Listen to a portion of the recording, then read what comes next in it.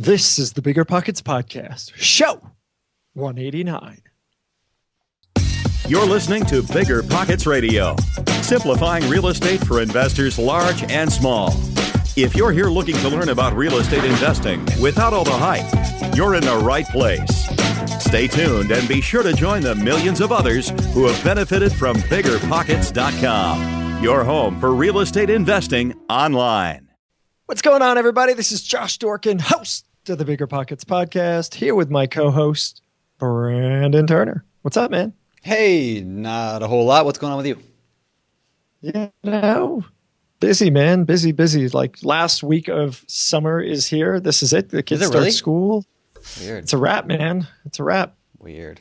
Yeah, it is weird. It's, trying to figure out what it's like to get back to a routine. And so, all the parents out there listening, yeah, you know what I'm talking about. It's summer could be rough. Summer's fun, but it definitely could be rough with lots of kids out and about. You know what's rough?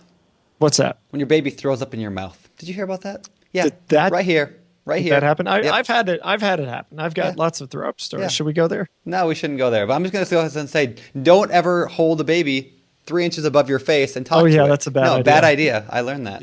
Yeah, anyway, I've done that. Right down the throat. Right down the throat. I mean, it was all the way down. I mean, it was. Yeah, I didn't swallow. Yeah, but no, I didn't swallow. No, but it was projectile. So anyway, now we've lost all of our listeners today. Nicely done, Rosie. Yeah. Thank you, Rosie. You've done something that we all long to do and see. So congratulations to you. You are today's big winner. Yeah, thanks, Rosie. All right, so with that, let's get to today's show. But before we get to today's show, why don't we cover today's quick tip? That was the not so quick tip. All right, guys, today's quick tip. Bigger Pockets has become somewhat of a important brand in the world of real estate investing. Whatever. I believe. Nobody's heard of it. Well, so here's the funny thing. We've all heard of it, yet you go on this thing. It's called Wikipedia. I don't know if anyone's heard of that. I've heard of that. Kind of heard of it. Maybe I've been there once or twice. But we don't exist as far as Wikipedia is concerned. Apparently, we're not important enough to be on Wikipedia. And it hurts our ego. It hurts our ego. A little bit. I mean, we only have top 10 business podcasts, top 150 of all podcasts. A website with hundreds of thousands of members. Yeah, I don't have Keep to going. Go on. Anyway. Make us a Wikipedia page, somebody. Yeah. Are you an editor? Are you an editor of Wikipedia? Are you a Wikipedia contributor? Like Bigger Pockets, I think at this point is well deserving of having our own page, and we would love to get your help in doing that. We don't want to do it ourselves. So if you're one of those Wikipedia people, please help us out. All right. So let's get to today's show. Today's show is actually with a guy that I met at a local. Awesome. It's awesome. It's a guy I met at a local Bigger Pockets meetup, which of course you guys can find local meetups in your areas at biggerpockets.com/events. Again, biggerpockets.com/events. You can find unofficial, just get-togethers of members on the site. And this is where I met today's guest, and you guys are going to love his story. He's just crushing it. Flipping, rentals, wholesales. He had a $100,000 wholesale, and the way he gets his deals, we talk about that in the fire round towards the end of the show. The way he gets his deals is amazing. Doesn't do any marketing for it whatsoever. Anyway, stay tuned for that. You guys will love it. Yeah, that's awesome. Great guy. Really quick, this is the Bigger Pockets Podcast, show 189. You can get to the show notes at biggerpockets.com/show 189, or check out all of our podcasts at biggerpockets.com/podcast. Please, by the way, if you are a listener, subscribe, leave us a rating review. All those things do help us to get the word out and help us to attract more listeners. All right, guys, today's guest is Tarl Yarber. That's a mouthful, and we're going to learn a little bit more about that in a second. But Tarl, as Brandon said, he's a great guy. He's an active real estate investor. Did you do that on purpose? That's a mouthful. What? Mouthful, spit up, baby. Remember? I don't know. Oh yeah, it's all about you, Brandon. Anyway, so Tarl Yarber. Tarl's done hundreds of deals, flips, wholesales. Brandon talked about buy and hold, and we like many of our great shows. We cover a whole lot of stuff. There's a ton to learn here, regardless of your level, your experience. So listen up. Let's bring him in. Tarl, welcome to the show, man. It's good to have you here. Hey, thanks for having us, or me. He speaks in us almost like he's a legendary hero of the Gore novels of the 1970s. That's funny that you say that. What are you getting at there, Josh? I don't know. I mean, Tarl, that's an interesting name. Well, it sounds like you read the book. No, my no, dad. but I did look you up on Urban Dictionary. Now, my dad was actually reading a book about a barbarian, and the barbarian ends up getting abducted by aliens, and he immediately thought that would be the best name for his son. And so it's his turn, and for some reason, my mom went with it, and now I'm Tarl, always been, and I feel sorry for all the Carls out there because they probably get confused with that name too. So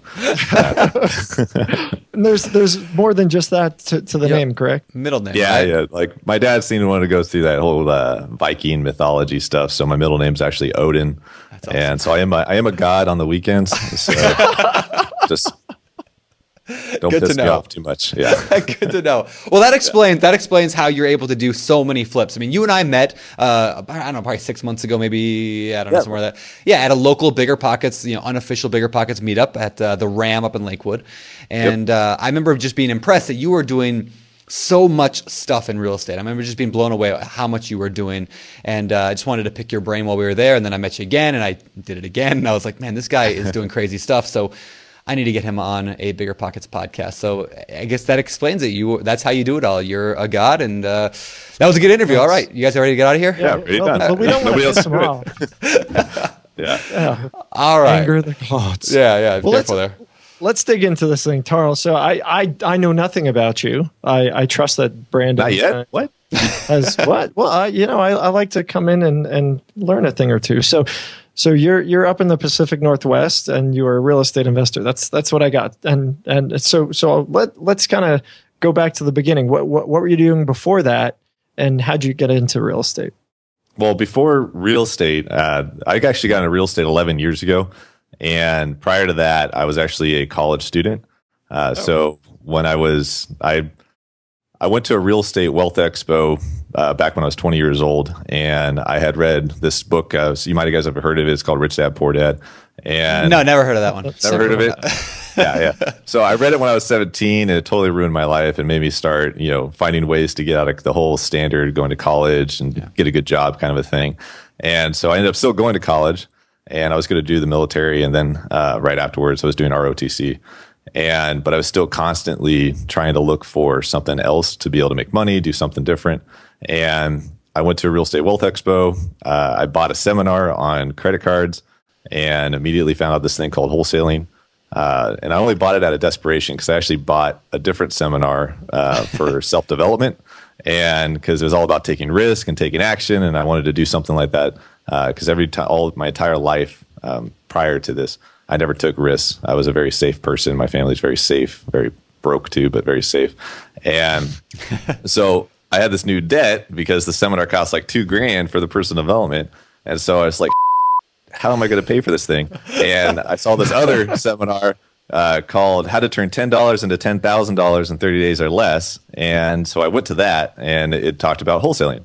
So I bought that on the credit card again and was like, how am I going to pay for this? And I better do what the seminar says. So immediately jumped into that. And within 3 months, did my first deal. And then about another 2 months later after that, did my third deal. And the third deal was a $100,000 assignment fee, and changed my life. So, okay, we got to dig into that one. But before we dig into that one, I wanted to ask you about so you bought This is a family show, by the way. Oh, so don't say. Pretty much. That's Okay, why okay, got it. that's why we got a beeper. We got one of those cool classic. I didn't know beepers. I didn't know kids listen to this, so that's different. I don't know. Hey, we try to motivate people Yeah, to you get know. into real estate at a ripe young age here there you go. on the Bigger Pockets podcast. I listened to that Grant Cardone podcast, so I thought that it was okay to cuss as possible. Yeah, it's probably okay. We got the beeper, but Yeah. I want to know about this course. So at Bigger Pockets, obviously, Josh founded Bigger Pockets originally because this guru industry that exists out there, people charging, $20, $30, $50, $100,000 for education. And a lot of people that we know, I mean, there's countless stories of people who pay for some kind of education then never use it. But for you bought something, you bought a course for a couple $1,000s, and that actually ended up working. So what was the difference between you and all those people who maybe spent money and never got anything out of it? Desperation. I don't know. Ignorance, maybe. So I didn't know any better. And I never had, financial challenges until I bought the course. And so meaning like I've never been in a situation where I stopped paying my credit cards. So I didn't have a way to pay for it. And for the payments, because it was a charge card, it was actually American Express. And I was 20 years old. And then, I made a conscious decision that I had to make it work or else, or what was the alternative? And so for me, I got into debt. I actually messed up my entire credit and stuff too, because I knew I wasn't going to pay it. But I realized that it was the only, I guess it was just desperation more than anything. So I don't really know how else to explain it at the time. Sure. And just a huge desire to want to make a lot of money and not be like the rest of my family. So I think that was more than anything. And then I didn't know any better. Like I said, there was actually a follow-up course 3 months later for that same wholesale seminar, and there was probably 300 people in there. And they had asked how many people had gone out and done their first deal. And I thought everybody had been doing it. So I raised my hand, and I was the only one that raised their hand. And it blew me away, because this is back in 2004, 2005, when you had all the seminar junkies everywhere and seminar gurus, and just like, it was crazy. It was the first huge boom. And everywhere you went, everybody was getting real estate like now. And yes. Yeah. And so like you go anywhere, everybody's a real estate investor. It's happening all the time up here in Seattle. And so I just thought everybody was doing it, and I didn't realize nobody else was. And so I met this one guy who had probably 150 grand worth of seminars sitting on his bookshelf, and he never opened up any of them. Oh, man. That's amazing. And it's amazing. So I took some of them from him later. Hey, sorry, so it's interesting. You talk about like now, and I just read something. I forget the source, but it was kind of interesting. There's one of the smart guys in the world out there was talking about the market feeling toppy, and there's a predictor. His predictor is how many people are getting the real estate licenses. I think I shared it with you, Brandon. Yeah, I saw that. It was fascinating. But, yeah, I mean, there's a lot of signals and signs about things are starting to feel a bit toppish here nationally. But let's switch back to you specifically. So you've gone through. You went through and you did that first the first wholesale deal. So tell us about that deal. How did that go? What was the experience? So my experience was that, like, when they talked about this wholesale seminar, it totally made everything sound easy, and everything was simple, and everything was like, doesn't cost any money. You need $10 to get a property under contract, right? I'm like, awesome. I have $10. This is going to be fantastic. So when you got into the seminar and got into the actual booklet, it talked about if you didn't have money, then you should go door knock. And I was terrified of that. So I had a Mazda MX-3, 1989 or 92 or something like that. I can't remember. The AC didn't work. I was in Sacramento. It was 110, 115 degrees in the summer. And I had my little tie on, and I would go to the county recorders and be 20 years old. I would go to the county recorders, look up all the defaults and the NODs. And then I didn't know which ones were good or which ones bad, because I had no idea how to comp a property. It didn't talk about anything about that. And I would just make the list and go knock on the door. And I had a little script that I said word for word for what the seminar said to do. And through doing that, through terrifying experiences and never knocking on doors at the beginning and just walking up and down the driveways and then leaving, getting back in my car, never even knocking on the door or walking around the block or whatever. Or I see a car in the driveway and I'm like, definitely don't knock on that one. But over the period of that time, I finally got somebody that wanted to listen to me and talk to me. And because I still didn't know what I was doing and the seminar didn't have enough info, I started networking with some of the local RIA groups. And I met a guy there who ran the RIA group. And I ended up calling him up immediately and say, hey, can you help me out with this? Because I don't know what I'm doing. And he took over the whole assignment and took over the whole contract. And then we split the assignment fee 50-50. And I made about $5,000 on that one. And he pretty much did everything, but I learned it all. That's awesome. That's awesome. So a few things. One, so you bought the seminar got you off your butt. You went out, you did it, and you didn't know what the hell you were doing because the seminar didn't actually explain anything. I think that is oftentimes the case, which is why, one of the many, many, many reasons that I harp against seminars. Know what you're getting into. But beyond that, so, one of the things that Brandon and I like to talk about is, getting out there and taking action. So you did that. And you got out there, and you realized that you kind of were at this point where you couldn't move forward without some help. And then you went out and you found somebody to help you out through your local RIA, which is obviously a great resource, just like BP to Bigger Pockets to find people. Mm-hmm. I love that. What, just for the audience, can you explain the NODs and the defaults and now that you've been doing this for a little while, how does that work and what do people need to know about that? That's a good question. The main thing is you got to know your area, what state you're in, what county you're in. I mean, a lot of that stuff changes state to state and county to county when it comes to an NOD. And an NOD is a notice of default. At the time that I had started this, I was in California, Sacramento, and an NOD, they actually would follow the rules back then, which was if you, meaning the banks and everything and stuff, you didn't make your payment over a period of time, typically you would get a 90-day or a notice of default, late notice, basically saying, hey, you have to pay this in 90 days, or you're going to go into an NTS, notice of trustee sale, which is foreclosure. And then after you got your notice of trustee sale back then, you'd had 21 days in California before you went into foreclosure and your house went to auction. And so you had 111 days from the notice of default to auction. And almost like clockwork back in 2004, 2005, the banks actually followed all that. Right now, people, from my experience seeing here, they don't make payments for 2, 3, 4 years, and they still get to stay in their houses. But we've all seen that lately. Yeah. And so, but that's the difference there. And so you would be able to go to the county recorders, and you'd be able to pull up a piece of paper that they'd have on the desk. It would say the 10, 15, 20, 40, 60, whatever, 100 names on that list. That would be the current NODs. I'd look it up on their little pieces of paper. The computers that they had there, and then I would go find their addresses and go knock on their doors. Now you can get with what intent, by the way? I mean, obviously you're trying to buy those properties, right? Okay. So from the perspective, this is a bit of like foreclosure investing 101, right? From the purpose of an investor, you wanted to get this as a deal, before it becomes an REO or goes to auction, right? Correct. So what? How would you have actually acquired that property? What would you have done if somebody had this NOD, was in financial trouble, not paying their note? What kind of process would you need to take at that point to actually acquire that property? Well, back then I would have immediately tried to get it under contract. And for purposes, you got to find out how much do they owe? What's their arrears, which is what's their back, whether they actually owe to the banks and so forth, to make up for their missing payments. And that would help also find out what your actual purchase price is going to be.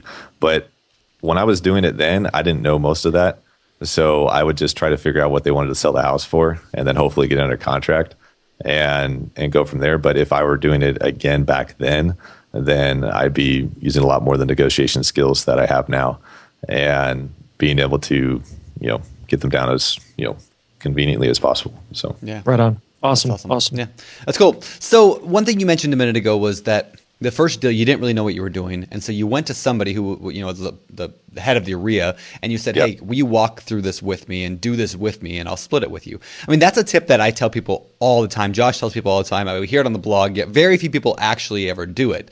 But I just want to point out that you did, exactly what I recommend people do is if you don't know what you're doing, it's better to get 50% of a great deal than 100% of no deal, right? So partner with somebody and have them walk you through it. Oh, hands down. Like that's everybody I talk to out there that's new is if they're trying to do that, they're trying to make all their money on their first deal. Yeah. Right. At least from my experience being able to see it. I was trying to at first too, until I realized I didn't know what I was doing. I couldn't make any money. So it's like 100% of nothing is nothing. Yep. So it's why not split it, or why not go to somebody? Then you learn it all, and then you basically are paying for your education, but you're just making money on it. Yeah, and of course, I think the thing that sets it apart though is you came with the deal. I mean, people message me a lot and say, "Hey, difference. Hey, Brandon, will you teach me everything you know, and I'll split my first deal with you 50-50?" Well, no, I'm not going to do that. But you come to me with a deal, and then we'll talk. You know, if it's a good deal, then maybe we'll split it. But yeah, it's a big difference between having the deal and not having the deal. Oh, if he comes with a deal, maybe we'll split it. Look at this guy. Maybe. If you're worthy enough to work with me. For me. Yeah. They got to pass a test. No, but I mean, and you said 50%. I mean, if you walk away with 25% and you've gone through the deal and you've learned the deal and they've done all the work, it's still a great deal. It's still a great opportunity for a new investor because, I mean, frankly, the hardest thing about doing it is just doing it, right? I mean, it's that fear. It's overcoming the hurdle of getting that first deal done. So you do a deal, you get a tiny piece, you break even or make nothing. You've got that in your pocket. Go ahead and do your next deal and you'll make more money. Fantastic. It makes it real. It makes it real. So all this right now, I mean, if you're on Bigger Pockets on the forums and reading what everybody else is doing, it could be, it's make believe in your head until you actually do it. Yep. And then it becomes a reality. And then you have that confidence that you need to be able to continue to go forward and go do more deals. So what happened from there? You did this first deal, partnered with the guy. Then what? Second deal was very similar, very small. I think I made like $2,500 on that one. But then the third deal that I did actually changed everything for me, my entire life, financially, everything. And through networking, I found actually at the same time I was starting to get my financial licensing. I was going to become a financial planner. I'd already dropped out of college by then. And I dropped out of college about 2 months after buying the seminar. And so, and then we found this property. It was 40 acres. And it was in Smith River, California. And a buddy of mine who I was working with, it was his girlfriend's property from her divorce. And so it was the last property that they had together, and they couldn't get rid of it. So we ended up, for whatever reason, able to tie it up for $225,000. It appraised at $500,000 at a current status. And so we ended up having a long-term contract with them, and we wholesaled it to somebody for $325,000 all the way in Kansas. And so they wanted a property on the West Coast. We made $100,000 on the deal. We ended up doing a double close, which you can't really do very much right now. And I don't know if you guys are familiar with that, but no, please, if you want to explain that. Double closes were a lot easier prior to the crash, but that's where you would do a double escrow. You'd have 2 purchase and sales agreements. So we had one for $225,000 on this property, and then we would submit that to escrow, and then we submitted another contract for $325,000. Through us, as if we're the sellers, from the end buyer, and submitted that into the same escrow. And then the escrow agent would technically close on the 325 one and then use the funds to pay for the 225 one for us. And the difference that gets left behind would be the $100,000 or after closing costs, $96,000. So you're basically using the cash from the cash buyer to fund the original purchase that you're buying. So you're almost like just using their money for a short time without giving them anything for it. Yeah. And apparently they frown on that now because technically you don't own the property when he goes to sell it. So they're giving you $325,000 when you don't even own it to go buy it then. And so that's not something that's very well practiced in the U.S. anymore. So instead of double closing, then what do you do, or what do you call it when you're doing a wholesale deal today? Like, what would you do instead of that? You do an assignment contract, and so you would just assign it instead. It's a little bit easier to do. Back then, when you were getting a $100,000 assignment through escrow as a double close, most of the reason why you did that because you didn't want people to know you were making $100,000. Yeah, and it's easy. It was easier to withhold that information with a double escrow versus not everybody's happy to see a $100,000 assignment fee.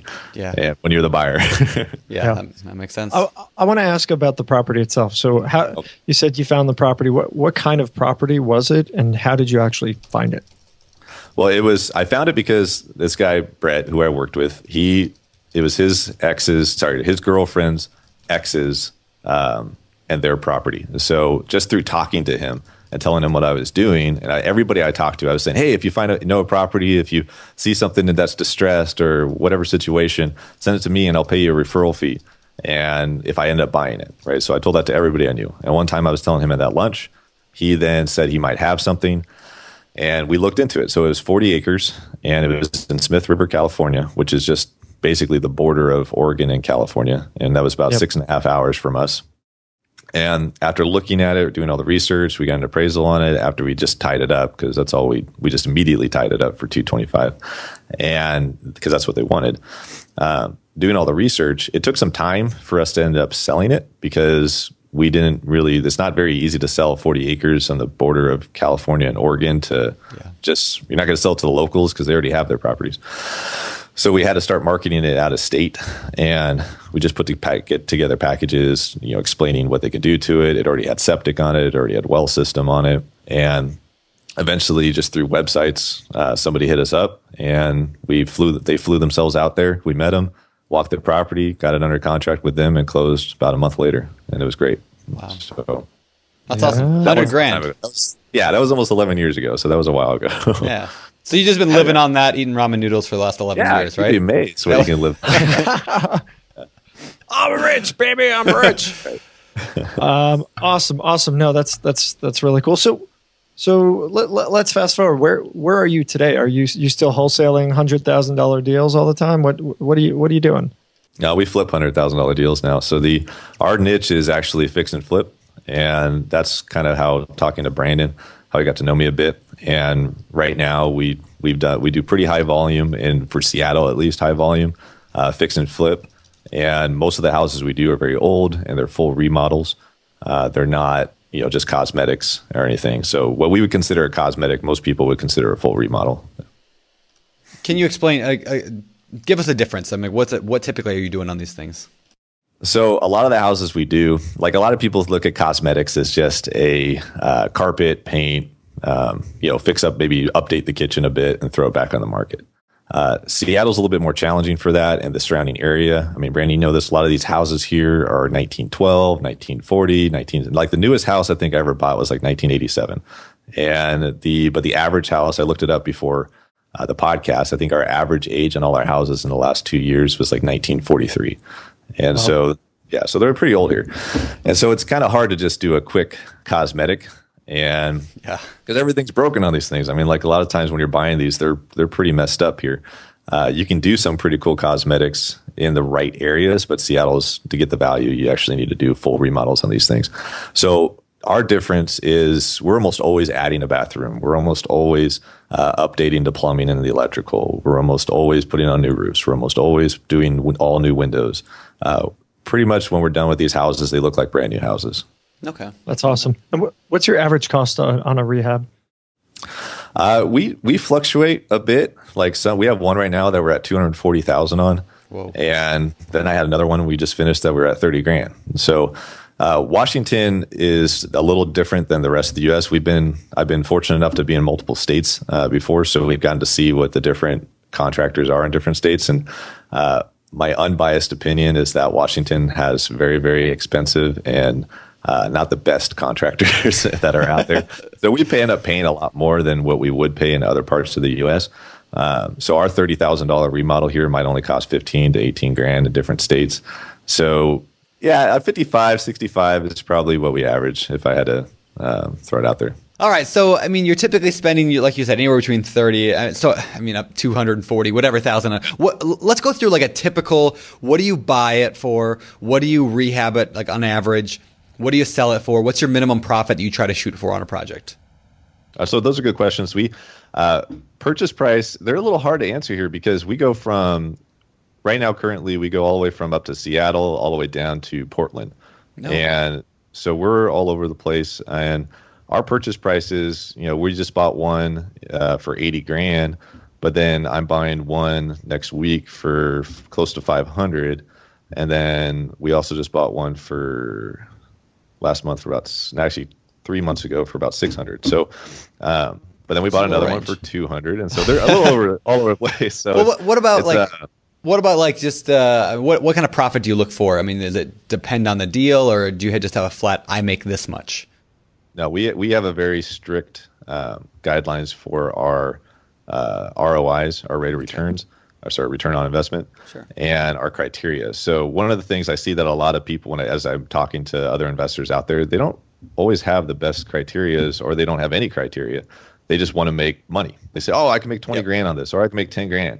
But if you're putting out a ton of cash or a lot of risk on that property, that's not really worth it. So our criteria is we based everything on a cash on cash basis.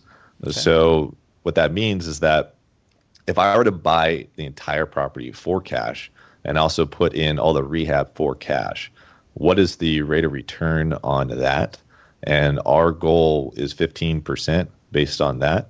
It used to be 20. I always want 100%, but we've just lowered our standards maybe about a year ago because things got more complicated, more competition. I did too when I took on my host here, but all right. So example of that might be, just correct me if I'm wrong. So let's say a project was $200,000 and you had to put $100,000 into it. Now you got $300,000 into it. Correct. You're going to look for $45,000 in profit. Yeah, that's 15%. So that's roughly, right? Yeah, that's right. I think. Math exactly. In my head. Yeah, exactly. Okay, there you go. Where's my calculator? Okay, that's cool. For $45,000, but that's just to measure the risk. So that doesn't mean I'm buying it cash. I might still finance it, but I know at 15% with our construction experience and what we can do here, and it's good for my measure to know that even if I financed it, we still will make the return that we're looking for. Okay. Yeah, that's cool. No, I totally agree with what you're saying about a lot of people just say, I want to make money. I just want something. But when you have a specific goal, it gives you a benchmark to measure.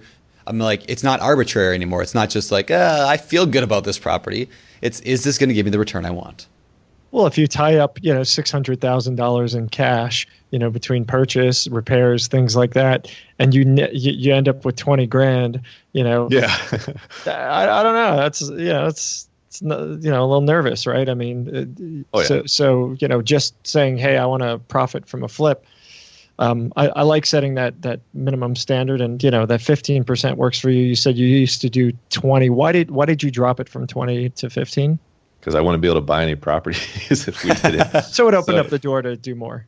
Yeah, as the competition got higher and higher here, there's more and more people that were jumping into the market that maybe they're just better investors, or maybe they just don't have to make as much of a margin to make it worth their risk, or maybe they don't know what they're doing, so they're buying the properties at a higher value than they should, and so we were getting outbeat by a lot of other investors at times when we could have been buying great properties.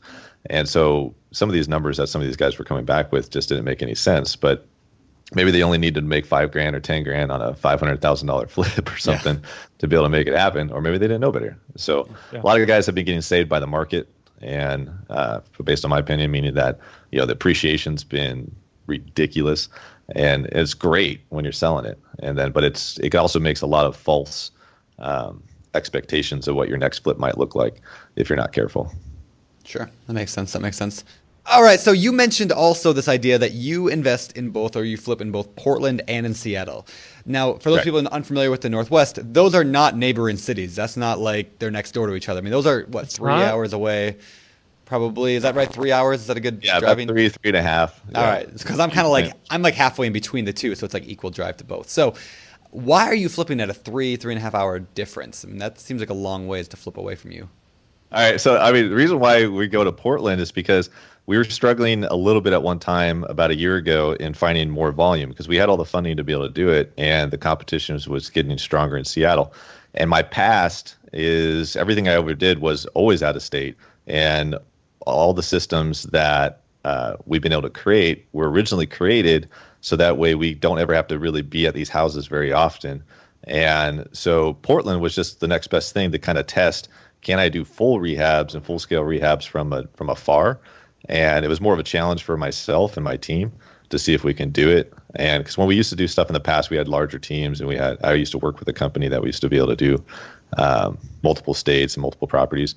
And so for Portland, I just figured, okay, if we go over there and we find a house that just makes a lot of sense, we'll just have a higher criteria. We'll hire the best GCs that we could find for the value that we can get it for.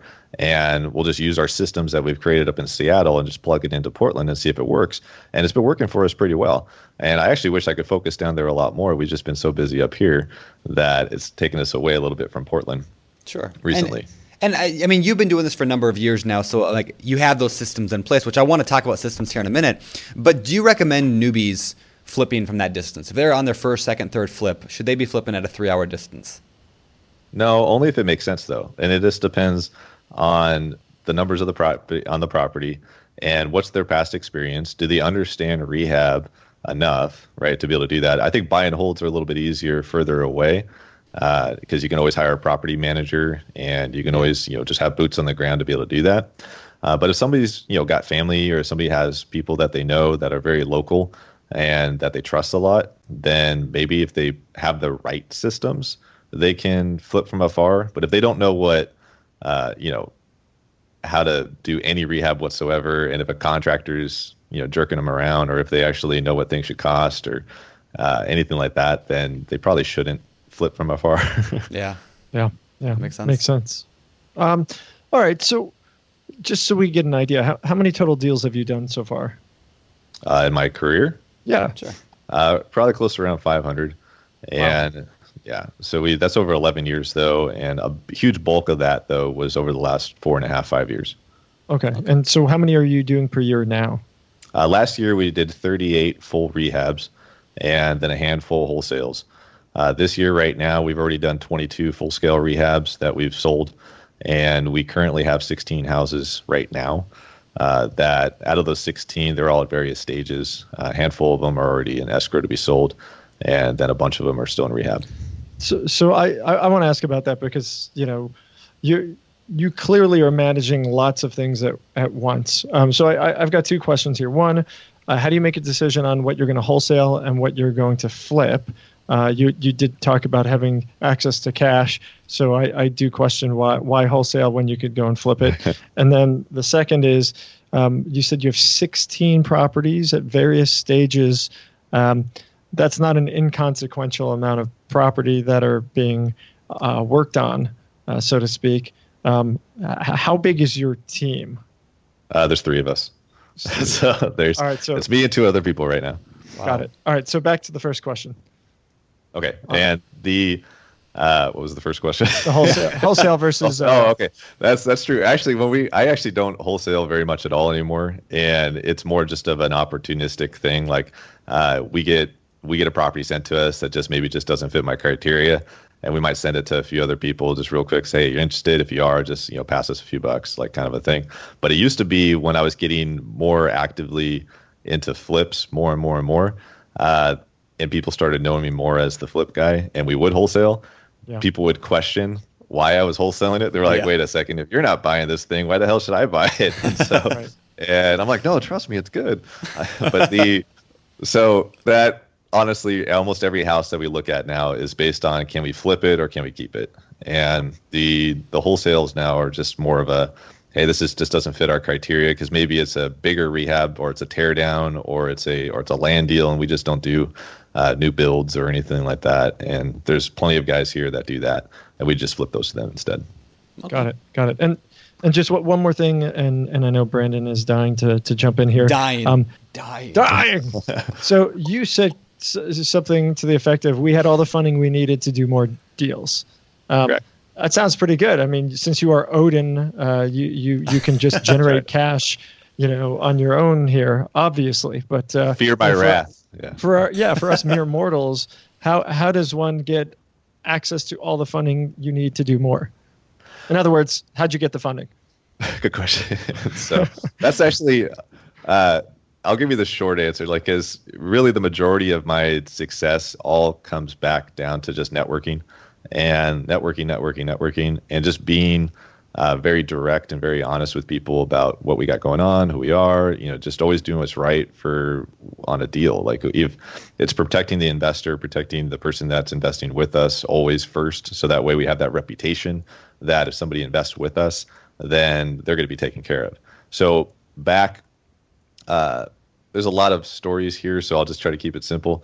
About 3 years ago, close to 3 years ago, 2.5 years ago or so, I had a business partnership fail, and we had been doing a lot of properties together across the U.S., and it totally devastated me. So, but prior to that failure, we had developed a lot of lenders throughout the U.S. and people that just knew us from our ability to be able to do volume and be able to buy houses and be able to basically funnel properties to other investors and so forth.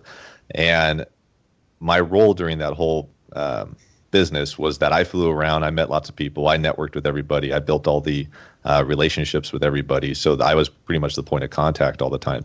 So when the partnership failed, and a few months later, I got a call from one of the people that used to fund us, and they wanted to start buying in Washington again, and they wanted to buy with me. So they basically gave me a pocket, like a checkbook for $5 million roughly, and said, "Go ahead and let's partner," and we all split the profits on that. What was their name?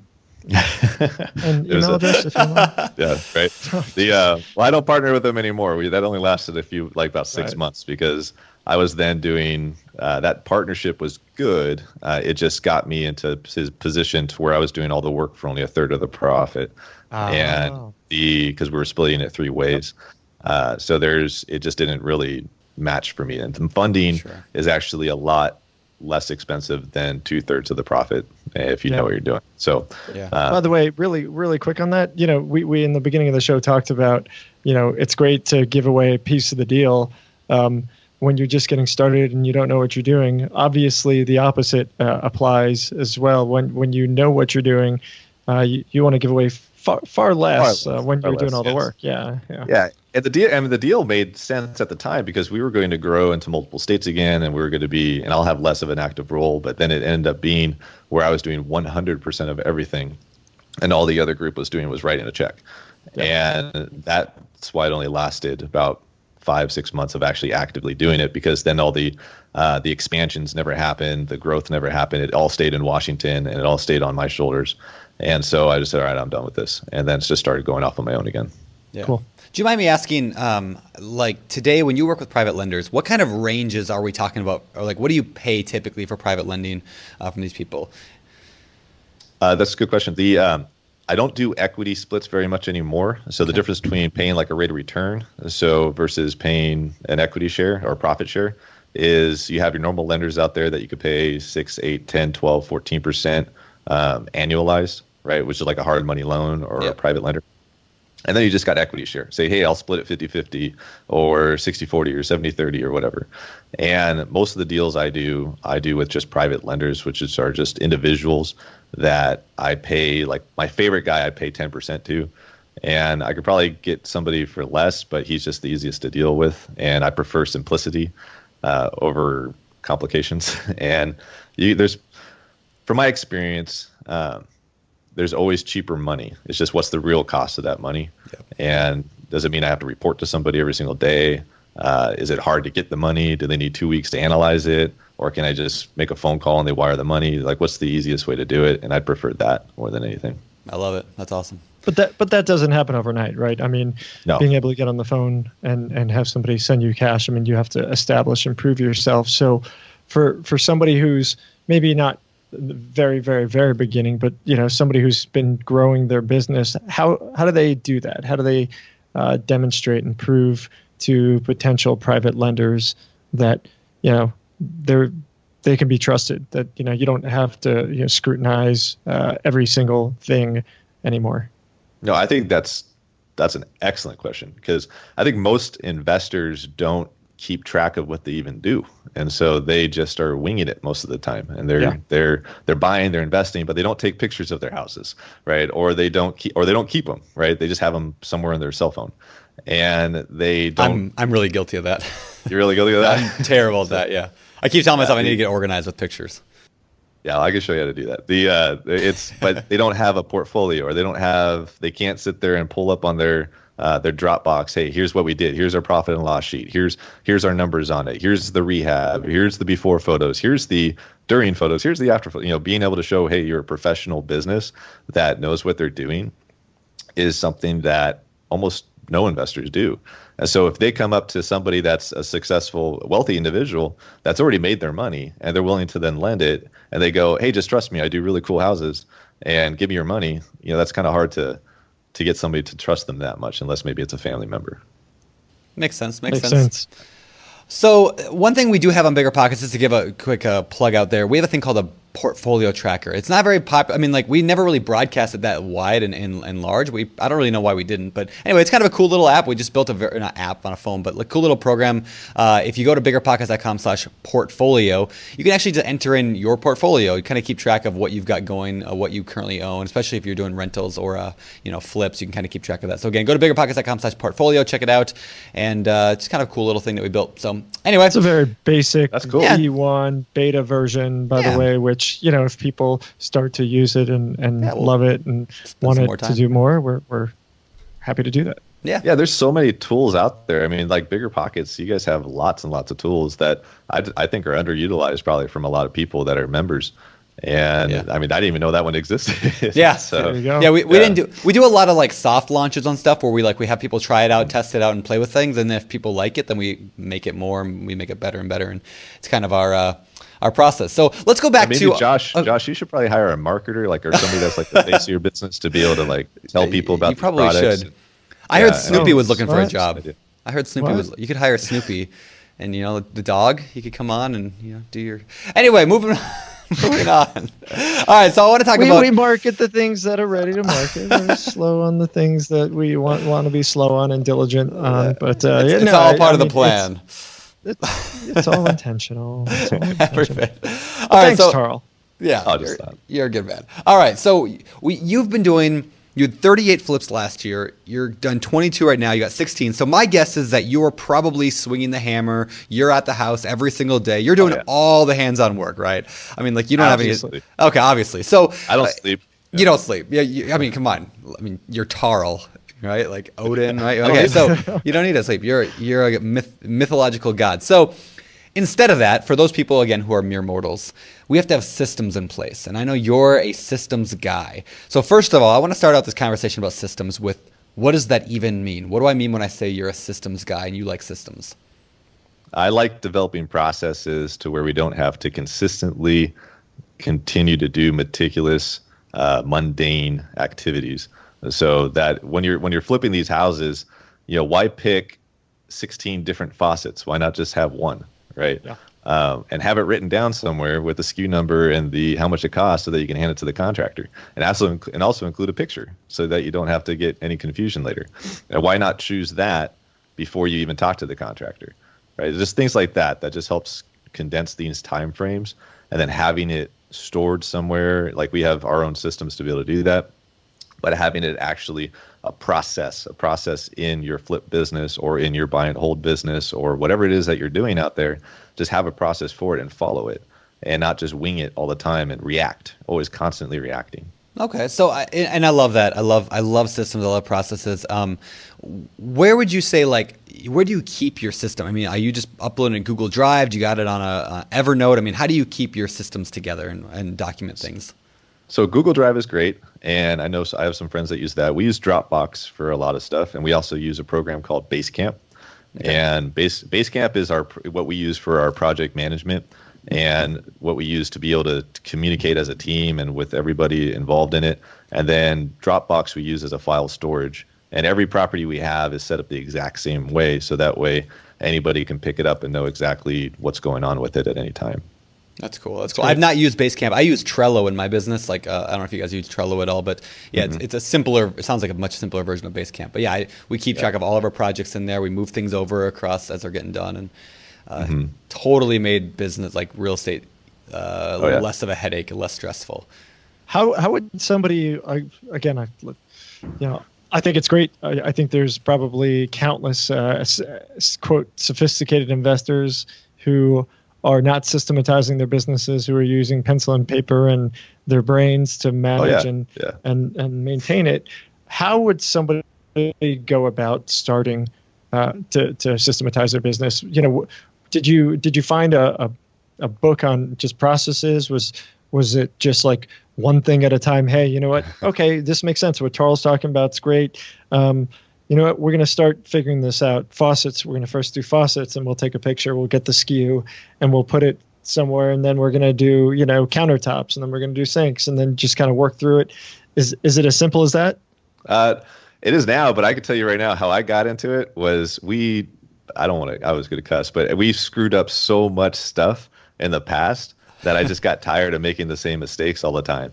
And that's been, and the thing that I could give the advice to anybody that's new out there is that you don't have to make all the mistakes. Like, you shouldn't, like, please don't make all the same mistakes and stuff. Yeah. There's plenty of people on Bigger Pockets that have already made those mistakes that you could just copy what we did, or copy what we do, not what we did, because that would be the mistakes. And so, yeah. But I mean, something as simple as, like, people can just start by just taking photos of your properties. I mean, that's a huge thing for me. And on our Dropbox, we have every single property has a rehab pics folder, right? So it has before photos, and we're not talking about 10 photos. We take on average between 60 to 110 photos every single time we walk these properties.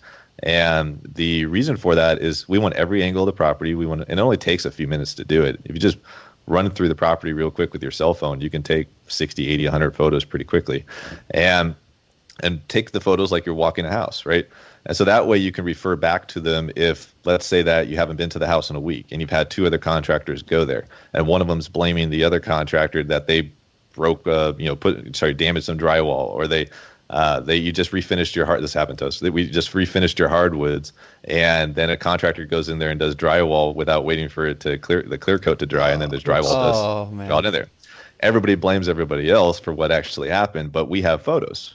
We can go back because we have photos that show, hey, there was nothing there after the hardwoods were done, and then the drywall guy showed up too early because he came earlier. So are you then are you going through after every X period and then retaking those photos? So are you doing photos in process? Because yes, you are. Okay, so how often are you doing that? A minimum of once a week. Every property is. We get photos of probably 2 to 3 times a week is more realistic for us, because we're driving them. And so I'm not always driving them, but other people are. And then they upload them automatically into Dropbox. So while they're at the property, we take the photos, and whoever's there just puts it right onto their phone and uploads it into Dropbox. And it's just more of a habit now.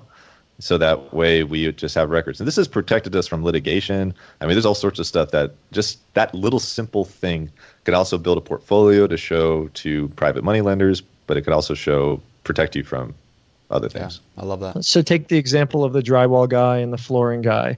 Mm-hmm. Sounds like the drywall guy, started too soon. So how did you bring the photos in to kind of prove that? Well, it's because we already had photos, and the drywall guy is disputing that he didn't do that was already there before you started. Right after the hardwoods were done, it just so happened that we were already at the property, so we were able to take photos through it. Drywall guy was supposed to cover the floors before he started doing any of his. It was just, you're talking, we probably should have done the drywall before we even did the hardwoods, right? That would be the normal construction 101 thing, but this was a unique situation based on repair we didn't realize we needed. Sure. And we had to open up the wall and so forth. But ultimately, that guy was supposed to cover the floors up, and we can prove when the drywall guy was saying, hey, I didn't hurt your floors, they're already that way, right? We showed hardwood guy was done, here are the photos. You were the only other guy to show up afterwards, and here's the photos after you were done. Right, so here's proof. And so then he ended up having to cover. Yeah, he ended up having to rebuff the floors and stuff and pay for it, and because he never covered up the floors. And we got tons of stories like that. Something as simple as a drywaller covering up an outlet for an electrical outlet, and we're like, why is the electrical not working in the room? Because there's one outlet that never got figured out, and then you're like, well, where is it? Does anybody remember? Yeah. And then you look up all the photos, and you can see, oh, the outlet's right there, and so without having to cut tons of sheetrock trying to find a stupid outlet. That's awesome. I love it. Yeah, that's great. I bet you the vast majority of people are not doing this. Fully agree. I'm gonna start doing this right now. It's simple. You just that's a great tip. Yeah. That's what allowed us to invest out of state multiple times in the past, was that, and that's what created this habit for me and my team, is we would when we'd go to a different state or a different city, or even in Portland, I immediately would network with 5, 6, 7 different realtors and a bunch of wholesalers and a bunch of contractors. But when we would buy a house, I would ask people, the wholesalers and realtors at Favors that wanted to work with us, hey, do me a favor, can you go by that house and take some photos from me and send them to me, right? And they were then checking on the contractors for me. And then you could have 3-4 people a week driving these houses for you because they want to work with you, and you're not paying them anything, and they're sending you photos, and they're checking on and they're unbiased because they're not getting paid they're not the contractor, they're not the realtor that's listing that house. And you can also have the realtor that's listing that house take the photos for you too. And now you never have to go to it, and you're always constantly seeing what's going on with the property. It's pretty simple. That's cool. That's great. That's cool. Simple, simple. And I love, like you said, a lot of the systems that we have in our business were built off of the mistakes we made or frustrations, right? So I wrote a blog post like a year ago on this exact thing. I said, I think it was called, "If you're frustrated, your system's broke." It's basically like, a good example of that. The other day, we couldn't find the picture. It was actually a picture thing. So the other day, we could not find pictures of the inside of a house. We're trying to get funding, working with a private lender, and he asked for some pictures of the inside. I looked on, I seriously have 7 hard drives, portable hard drives around my office. I looked on every single one. I spent 7 hours looking for stupid pictures. Never could find them. I know they're somewhere. I don't know where. And I was like, okay, so if I'm frustrated, if I'm irritated, my system's broken. And so we're like, okay, so we go to Google. So we're building it in Google Drive now, which is similar to Dropbox. We're just making folders for every property, and then we're gonna So if you're frustrated, if you're angry, if you're irritated, if you're stressed, something's not right in your system. So ask yourself, how do we fix that, and then do it. Yeah, correct. It makes it so now all of a sudden you're running around with your head cut off and trying to drive to this property or drive over there or look for photos all day, like you just said. Versus if you already had it in place and you just did that little bit of extra work up front, then it saves you a tremendous amount of challenges later and frustrations later. I love that. And getting organized is just it's so important. As we've been scaling Bigger Pockets, we've realized hey, how do we transform? How do I go from doing everything to getting other people to do it? You have to put the processes in place for them to be able to take over. So you for example have built a business that's scalable now, right? So you theoretically could step out of the business, go away for a few weeks, and here's how it works. Here's the manual. Here's the process. Done. Right? It's funny. It's funny that you just brought that back up. I brought that up. Sorry. I just got back last night from my honeymoon, and I've been gone. Congrats.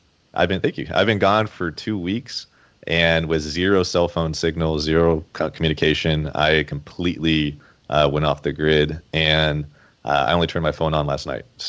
And made a quick conference call with my team just to make sure the houses weren't burnt down and that they still worked with me. And everything went pretty good.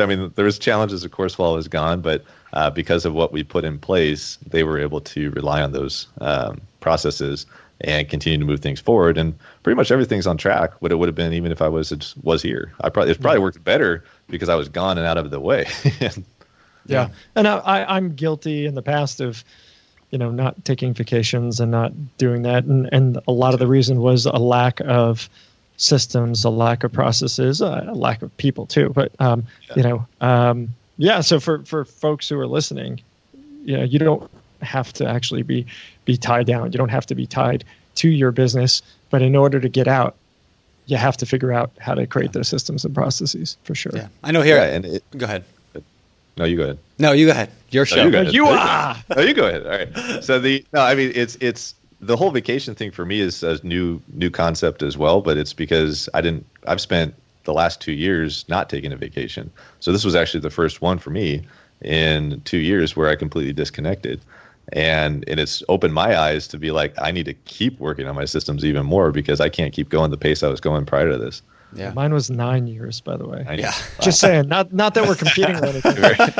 By the way, that's a sign of stupidity. The fact that I went 9 years without an actual legit off-the-grid vacation. Yeah. Well, you've been doing a good job lately, Josh. Josh has been having there's 20-some people at Bigger Pockets now. Everybody's making these manuals on what we do and step-by-step processes. So I've got a 20 or 30-page document on exactly how I do webinars because Josh wants to make sure that we have a system for everything. And speaking of webinars, do you like that transition? We have a webinar coming up this next week. It's we're talking about 5 things to know before buying a rental property. Seriously, these 5 things are vital. And hopefully you guys can all make it. You can sign up at biggerpockets.com/webinar. and I hope to see you there. You like that transition? Wasn't that smooth? Which, by the way, speaking of rental properties, Tarl, you doing any look rental at that properties? transition. That was nice. Apples. Yeah. Transitioned right back. Before we handle that transition, I just want to make sure, Brandon, that you're a little careful with that all those manuals that Josh is making you make, because that might be telling you something about the I know. Yep, right? Making me a little bit. What's the word? Replaceable. Yeah, that's exactly what it is. Everybody should be replaceable, including me. I mean, fully agree. Yep, I fully agree. That's pretty much. I think how you want to run a business. I mean, you can't have a place in your business where if X, Y, and Z happens, you're screwed. I mean, it just can't happen. And obviously, when you're first getting started, that is you. But as you start to scale it up and build a team, that changes. And again, obviously, not everybody wants to do that. Not everybody wants to build a big real estate business. In this case, you have done that. You are doing that. But there's lots of people who just, hey, I want to own a couple properties just on the side. Yeah. That's great. You don't have to worry about it. You still want to have processes to kind of cover yourself. You still want to be organized, but you don't necessarily have to do it with the intent of, hey, how are we going to keep flipping houses when I go away for 2 weeks off the grid to where, by the way? Yeah, we went to the Galapagos Islands. Wow. That's cool. Yeah. Very nice. Well, swam with all the turtles, sharks, and everything. That's cool. That's awesome. Well, to add a little bit to that, like, you don't also have to have a massive business flipping 30 houses a year or run bigger pockets to have systems. I mean, when I think about like any business, I mean, think about what if you got hit by a bus and your husband or wife had to take over the business? Like, would you be hurting them for the next 10 years of your life because you left them with a mess? Would you be hurting your kids, with your parents, like wherever you are? Even if you have one rental property, you should have that systematized in case something happens to you so that somebody else could take over. Yeah. And it just runs better that way. Yeah. I mean, I got to speak a couple weeks ago to one of the local RIAs here, and what they wanted me to speak on was like showing that how do we do the volume that we do, but condense it all the way down to one house. Right, if you're only doing one property and that's it. That's cool. If you just follow your systems, then that property should be running 10 times better if you have a system to begin with. Yeah, that's awesome. And to Brandon's point, we actually did. It was our 5th show. It was Bigger Pockets Podcast /show, biggerpockets.com/show. 5. What was it? 5 show 5. I think it was show 5. Show 5. I think. Yeah, show 5. Neil Frankel, and the show was called Dealing with Death. And if you have not listened to that show, I think it's probably one of the single most important shows that we've ever done here on the podcast. It's relevant to absolutely everybody. And it's really all about just organizing yourself for your spouse or your family, things like that, how to plan, how to prepare yourself for your own death, which is obviously morbid, but absolutely essential. So, I definitely recommend, if you have not listened, go ahead and do that. Biggerpockets.com/show 5. And apologies if we sucked back then. We probably still suck today. That was a long time ago. It was a long time ago. We didn't know what we were doing. But, but Tarl never answered the rental property question, did he? Oh, yeah. Are you doing rentals? So I do the burr. Or is that how you say it? Burr, yeah, burr. Yeah. You got to do like the shiver with it. Burr. Yeah. So what is burr? Buy it, rehab it, refinance it, rent it. But we do the rent it, then refinance. Yeah, mostly. Rent it, refinance. Yeah, that's what I do. Whatever way you're supposed to do it. So I don't know if I'm doing it right. And it's actually challenging here in the Pacific Northwest to find properties that cash flow. And this is a high appreciation market on our part. And so for instance, we just sold a house that was just a 4-bedroom, 2-bath, 2,000 square foot Rambler, right, in Bellevue. And a Rambler is like a rancher, or depending on where you're from. We sold for $700,000. There's no way I could rent that thing out and make any kind of profit on it, right, at all. And so it's a little bit challenged to do that here if you want cash flow. So we do keep the ones that are opportunistically, they work well, but they're almost always just destroyed, trashed houses that are in areas like in our area, it would be Pierce County, which would be Tacoma area, and to where we can rent them out and make a profit. So we just did a house where we bought it for $80,000 and we put 32 into it, refinanced it. And so was able to get everything out of it. But it rents for $1,400 a month. And it cash flows almost $600 a month doing it that way. And so if I flipped it, this is what's hard, right? So if you do the numbers here, that's $600 a month, which is cool, it's exciting. But if I would have flipped it, I would have made about $38,000 flipping it. And so that's kept me away from buy and holds for a long time, because I go like, well, 38 grand now or $600, that's going to take me, I don't know, 5, 6, 7, 8 years to make the same amount of money. So, Yep. And that is tough. That is tough, Yeah. right? Trying to transition out of the business of flipping, or any kind of business where you make a lot of money, and trying to put it into the longer term investments. It's tough to know that, but you are headed that direction. It sounds like. Yeah, definitely. And it's the big thing is I don't want to keep having to work for every single one of these properties. And so it's been a transition for me mentally to go, hey, I sell that house. That's the last time I'm making $1 on that house ever. And when you flip houses full time, it's a job. There's no passive income stream on that. Yeah. It's very challenging to systematize and pull yourself away from 100% flip business. And versus if you're buying and holding and doing more passive real estate, then eventually you can take yourself out of the business a little bit easier. And so I'm working towards transitioning into that quite a bit. That's cool. Well, if people want to know more about the BRRRR strategy, we wrote up an ebook on that strategy. It's totally free, no opt-in or nothing. I mean, you just go and download it. It's at biggerpockets.com/BRRRR, BRRRR, so 4 R's. And you can also actually analyze properties using our BRRRR calculator, which is probably one of my favorite tools in the entire world. I use it every single day because I love the BRRRR strategy. So check that out at biggerpockets.com/calc, CALC. All right, so kind of to wrap up the whole systems conversation, one thing you said at the very, very beginning, we just glossed over it, but I love that you said it. Systems allow you to stop living reactively and start living proactively. You said something like that, right. and I love that. That's like perfectly sums up why we have systems, checklists, processes, things like that. It's not because we love TPS reports and we like to be Office Space and, where's my stapler? But like we do these things because they help us to define what we want out of life, not just to constantly react. Correct. I love that. Yeah, so no, that's the biggest thing, because it's when we buy these houses and you're 3, 4, 5 weeks later having this huge issue, and you look back and you realize, well, if I would have just spent an extra hour planning this thing, then I wouldn't be running around trying to figure it out. This is a huge problem that's going to cost thousands of extra dollars because we didn't take the time to deal with it before. Do enough of those problems, eventually you start figuring out how to not keep repeating those same mistakes. Love it. So what's next for you? Continue to improve the systems, but for us right now, I'm actually looking to go out of state even more and take what we've developed and just buy in different markets, because I know that we're in a unique situation where we are, because we're doing a lot of hardcore rehabs that if we took the same system we had created here and moved it to a different state, we'd be able to do it even better, in my opinion, with less work. I think it's actually easier to be out of state than in state, because I have to, when it's in state, I drive these properties, right?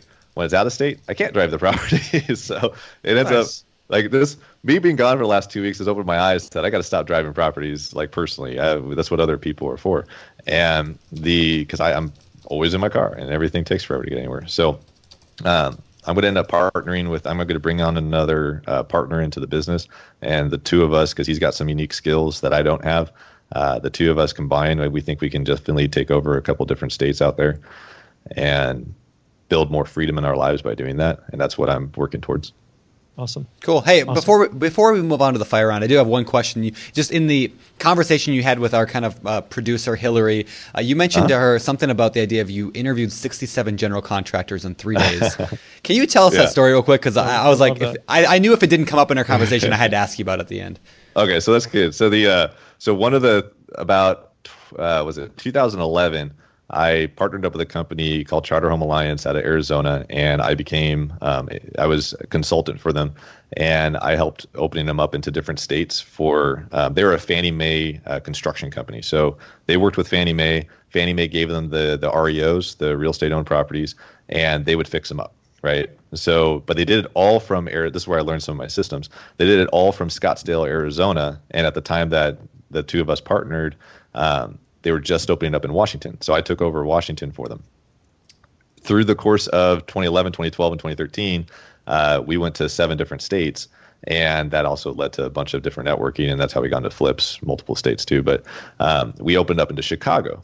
And so we literally had 1 week to start Chicago. And Fannie Mae said, hey, we need you in Chicago, go out there. I didn't know anybody in Chicago. I'd never been to Chicago. And probably the biggest missing piece that most people have to networking is that they don't utilize their title agents and their escrow agents out there. So I have a partnership locally with Fidelity. So I called up Fidelity here, and then they introduced me to their sales managers in Chicago. I told them what we were doing, and I said, hey, does anybody in your team know contractors? And they then proceeded to set up, through my direction and my coordination with them, to set up group meetings with contractors in multiple different places in Chicago. All this happened within a week. I fly out to Chicago the next week, and in 3 days went to 5 different group meetings with 67 GCs, and they all felt, and just interviewed all of them, just went to town on it. But I didn't set up a single one of those meetings. I had my title agents locally in Chicago do that for me. Wow. And that's leverage. That's being able to work with people. And the reason why they want to do that is because they know that we'll provide business for them and be able to get them more business. And so I think there's a lot of missing opportunities for people out there to how can they provide more value to other investors, even just to title agents, to escrow agents, to mortgage brokers, to realtors, whatever, and share business with each other and then help each other out and build a company. I love it. That's awesome. Yeah, that's awesome. All right, well, hey, let's shift gears here and head over to the world famous Fire Round. It's time for the Fire Round.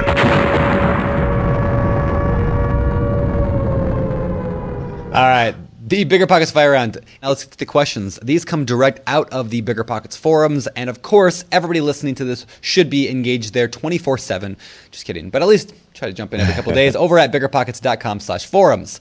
Number 1, should newbies flip a house without seeing the property? Okay. So newbies, that's really tough. Unless they really understand rehab and they can get a whole bunch of photos, and even better yet, a bunch of photos and a video, and they can analyze the properties or have somebody in their partnership or team that can analyze the rehab part of it, depending on where you are. And I say this coming from the Pacific Northwest, where you can have an entire house with knob and tube electrical and not know it just by looking at pictures, right? Or having faulty, or the house can be completely crooked to where 6 inches in a 10-foot space, it drops down 6 inches, right? That never happened, right? That has never happened. Yeah, right. So and you wouldn't know unless you were there. So unless you're in an area that has a lot of newer houses, I would totally avoid that as a newbie, unless you have background in being able to do stuff like that. Perfect. All right. Cool. How do you find the bulk of your deals? So the bulk of my deals come from wholesalers. So we probably 99% of them right now come from wholesalers out there. And that's through us networking and working with wholesalers, teaching some of them how to find the deals. And we do zero marketing right now as a team. It's all networking 100%. Anything on market doesn't make sense.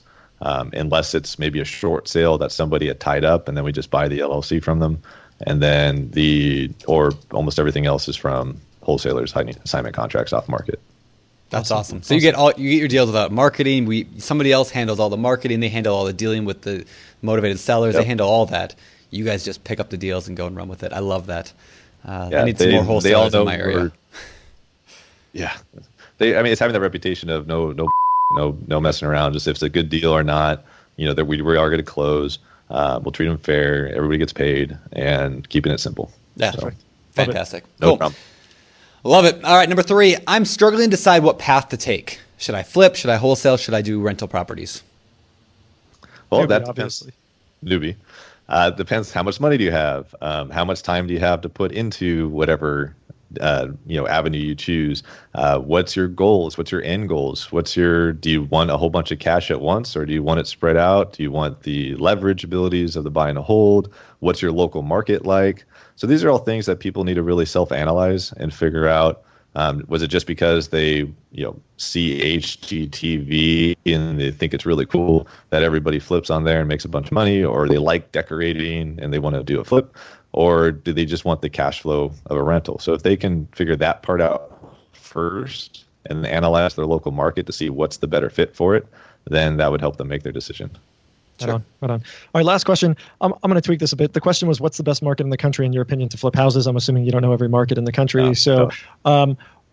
How would I go about determining if my market was a good market to flip houses in? How about that?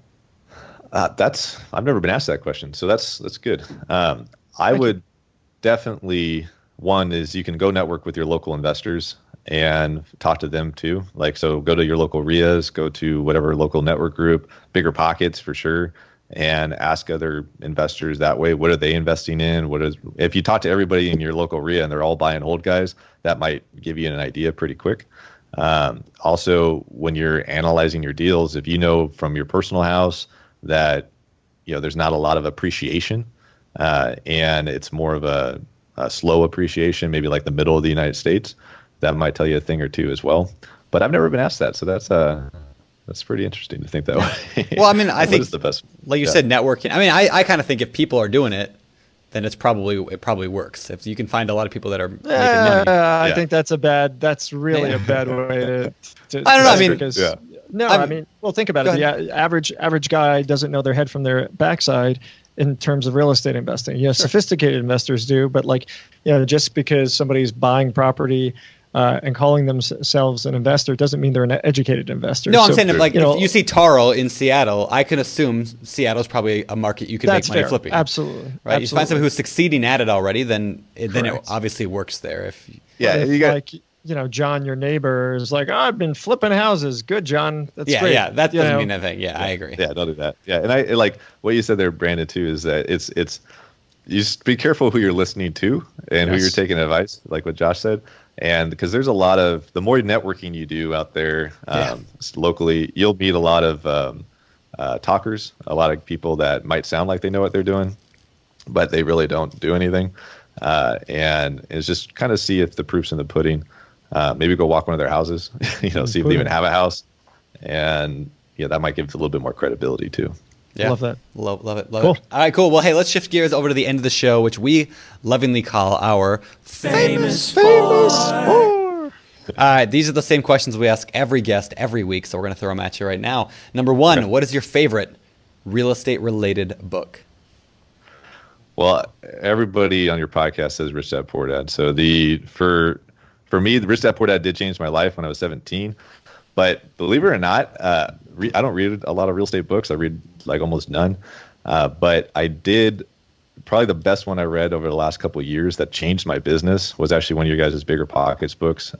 It's actually the one that Jay Scott wrote on how to estimate rehab.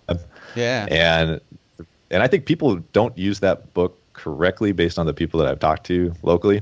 They think that they're going to learn everything there is about rehab and how to bid a house based on just reading it. I found it for me because I used to have a partnership where the ex-partner was the rehab guy, not me. I didn't know anything about rehab.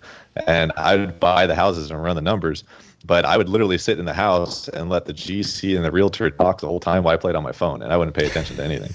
And so when that partnership failed, I had to start learning rehab. And it was actually Jay Scott's book that helped me be able to have a conversation with a contractor and know what a ledger board is and know what the things are on these houses. And then also what I think people could do is they could take the ranges of what he provides in that book.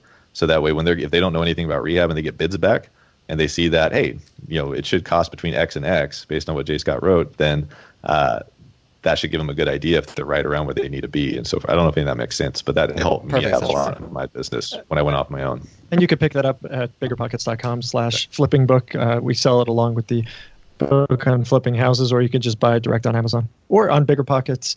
I forget I think Bigger Pockets /store. Yeah, /store. /store. Yeah, you can buy it individually. Cool. All right, good deal. Yeah, I'll give plug that book too. It was an awesome book. And I agree. A lot of people just think if they get that book, it's going to tell them this is how much a roof costs. But it doesn't. I mean, it says this is a range. It's different everywhere. But here's how you estimate it. And that's the real value is it works everywhere because it doesn't tell you a number. It tells you how to figure out the number on your own. So and it tells you the process of construction. It tells you that, hey, do this before that, like that kind of, and it just makes you sound smarter to the contractors. Yeah. And that's probably the biggest thing. If you're new out there and you don't know how to talk to a contractor, then you should probably read that book and look at it. And if they tell you something, just pick it up as a reference. And so that way you can actually sound like it. And the more you sound like you know what you're doing, the less you'll get screwed by contractors. Yeah. There you go. I love it. All right. How about favorite business book, non-real estate? That, by hands down, is 4 Hour Work Week, if you call that a business book. Sure. By Timothy Ferriss. that entire everything in that book, I'm trying. It's like my new Bible. I'm just doing everything I can to work towards everything it says to do. And it's definitely, the other book too would be The One Thing. Yep. And that book totally changed my business a couple of years ago as well. Awesome. Yeah, those are two of my favorite business books as well. Both good books. We need to get Tim Ferriss on the podcast. For those podcast. listeners, it took us a while. It took me a while to read It did. The first and The One Thing. We're actually friends now with Jay, who's been on our show. Jay Papasan. Great books. Definitely recommend everybody check it out. Hobbies. What do we do for fun?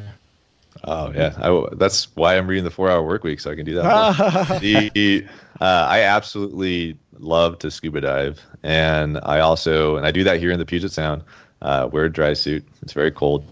Whoa! If you don't know how cold it is, it's about between 40 and 50 degrees, depending on what time of year. You're insane. So yeah, I love it. So when we're in the Galapagos, we had a close to about 50 Galapagos sharks all in a school swim right by us as we were scuba diving.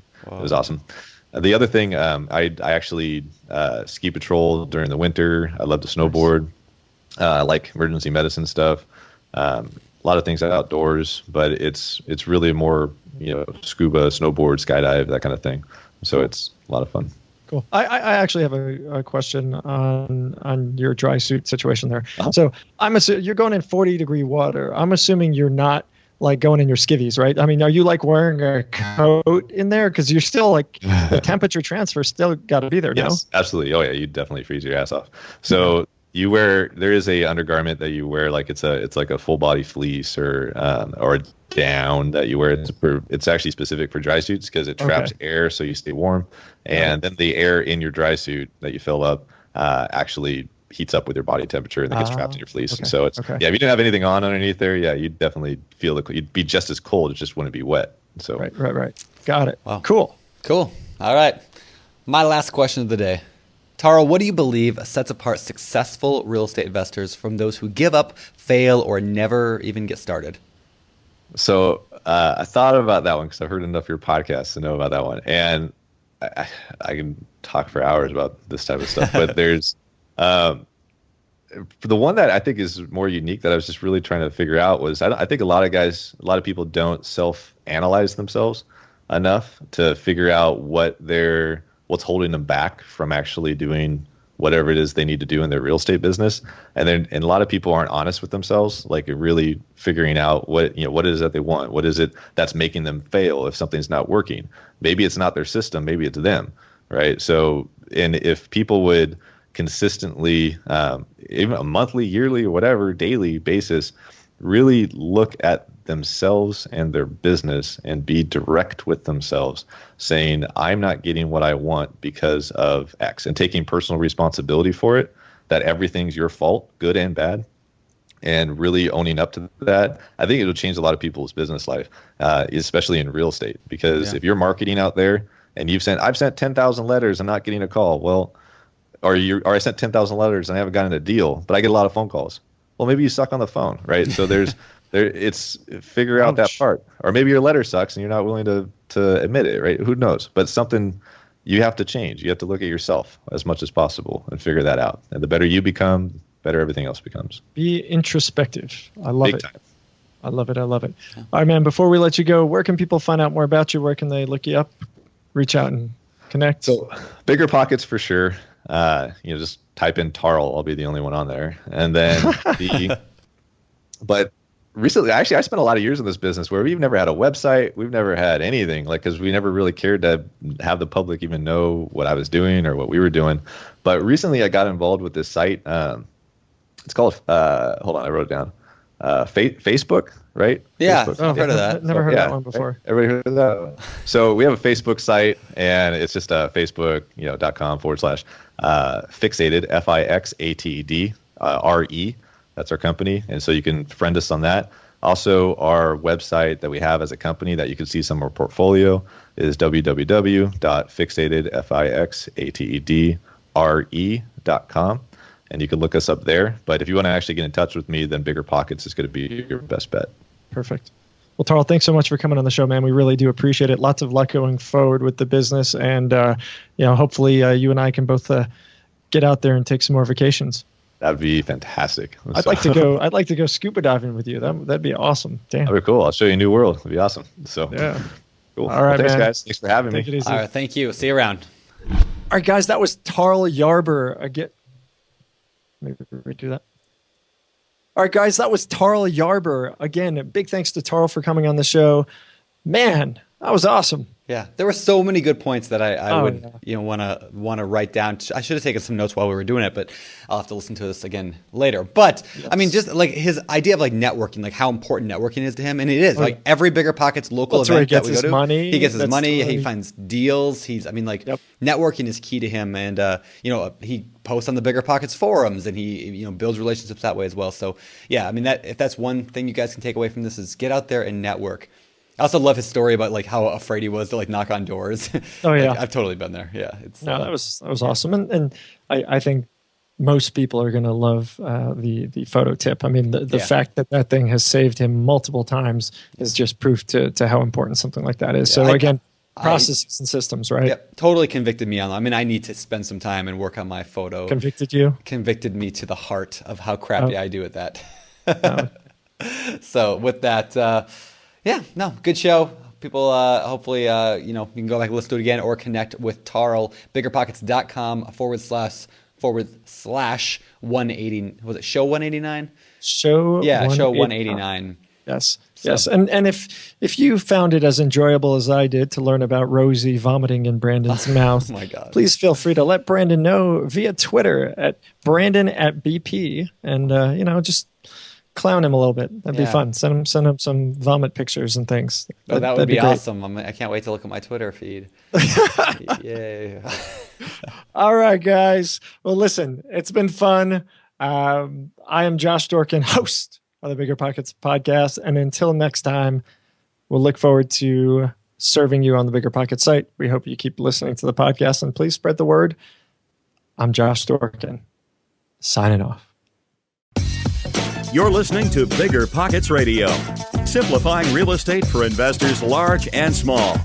If you're here looking to learn about real estate investing without all the hype, you're in the right place. Be sure to join the millions of others who have benefited from BiggerPockets.com, your home for real estate investing online.